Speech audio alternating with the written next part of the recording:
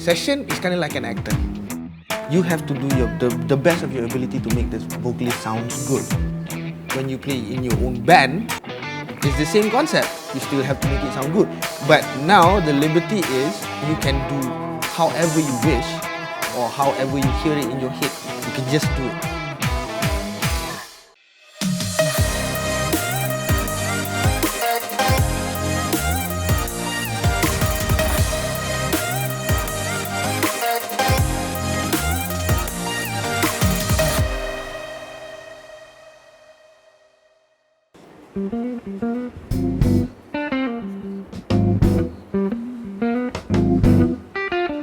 Nampak ke tidak ni?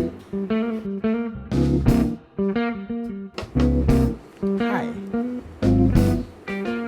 Saya nama penuh Ahmad Zapon Ismail bin Puasa. Tapi orang kenal saya dengan Wan Gigi pasal saya pemain gitar profesional, kerja as a guitar player for various artists. And the other job description nama dia sessionist. People call you to go to a session, to go to a recording, to go to a performance. So you're the hired gun, so to speak. And I'm also a guitar lecturer dekat UCSI.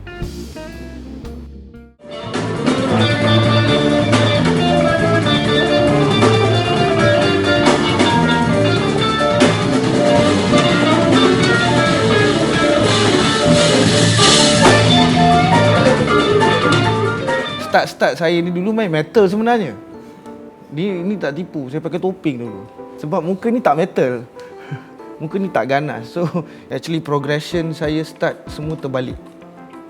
Saya start main metal, rock and all that. Lepas tu entered music college dekat UiTM. So saya study gitar under dua cikgu. Chua Mei Ling, my classical guitar teacher, dengan Allahyarham Farid Ali, aka Mr. Gambus. That was my electric guitar teacher. So bila graduate, first thing it was the jazz thing. And then I got called to do pop gigs. So biasanya orang akan start rock and then they will progress into pop and usually they will go into jazz after that. I went the other way around. I went from the other extreme to the other one. So from like heavy metal, ganas, pakai topeng, Slipknot and all that, terus pergi main jazz, Joe Pass, George Benson and all, and then suddenly come back main pop. So, and here I am, 15 years later.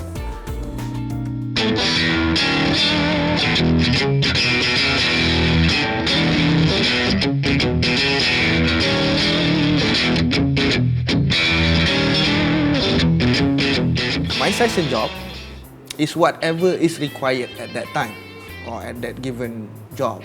The job offered is utility guitar player, meaning you play background stuff.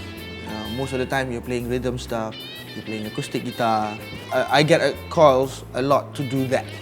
Most utility stuff where you just sit, play your groove, sit in the pocket. That's about it. So my contribution is more on that rhythmic interpretation when I do session stuff.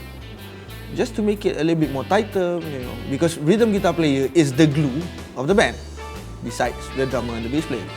So tak ada rhythm guitar player, kosong. Because nobody is holding the harmony of the song besides the pianist. So that's what I do most of the time.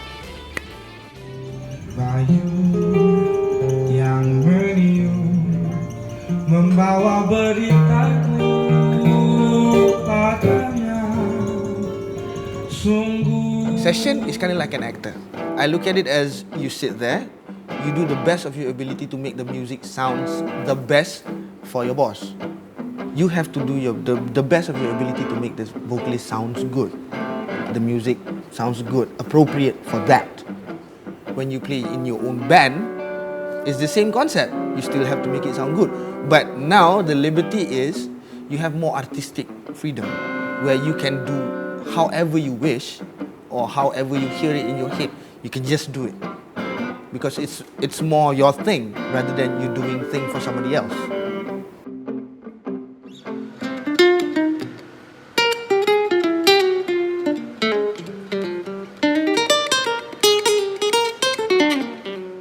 if you just have one that you really pursue, regardless of trend, you have more personal identity, should I say.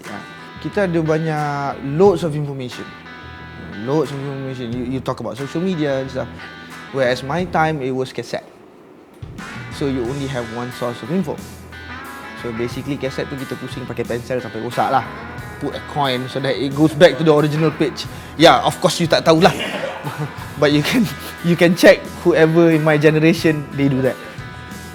Partly you're gonna be pigeonholed, but that stuff that's been pigeonholed, it's contributing factor to this project that you are being called for.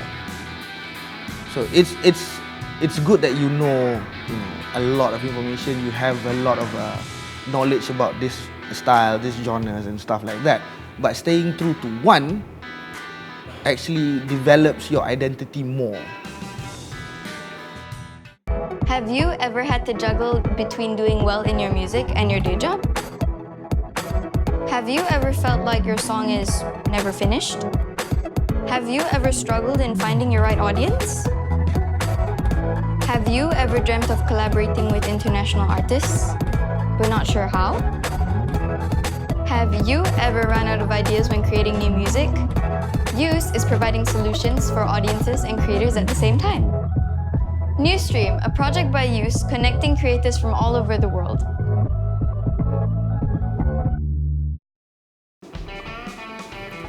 Sight reading is important if you're working in an orchestra, or you're working a film scoring job, or when you do recordings when the chart comes to you like 20 minutes before recording. Yes, knowing theory and knowing how to read music, knowing how to communicate with the rest of the band using that single piece of music, it's crucial.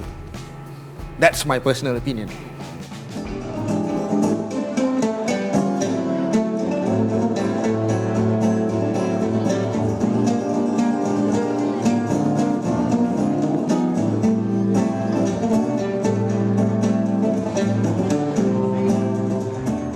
My teacher, Arwah Farid, we rehearsed 20 songs.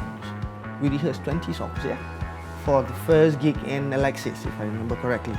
Then came the show day. He said he gave me the set list. It's a totally different 20 songs. No backup plan. I didn't know all 20 songs. Cikgu, what to do? You sing or swim, dude. So I always carry that until now. Meaning I go in full force. You don't do things half-hearted.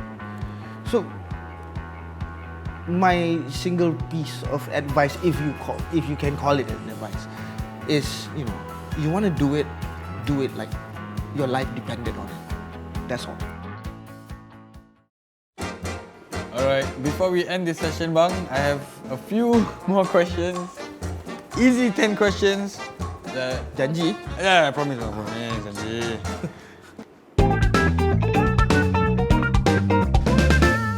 Alright, shall we start? Alright. Electric guitar or classical guitar? Electric. 2009 or 2019? 2009. Solo or band? Band. Rock or blues? Blues lah. Marvel or DC? Ooh. DC. Jimi Hendrix or Eric Clapton? Jimmy. Come on. Overdrive or distortion? OD. Overdrive. Concerts or festivals? Concerts. Men or women? Somewhere in between. Of course women, come on. Alright, man. I believe you. I believe you. Alright, There goes my saham, man. There goes my saham, gone. Alright, man. Thank you so much. Thank you. I'm humbled Thank to you have for you. having me. Thank you. Thank you so much. Use.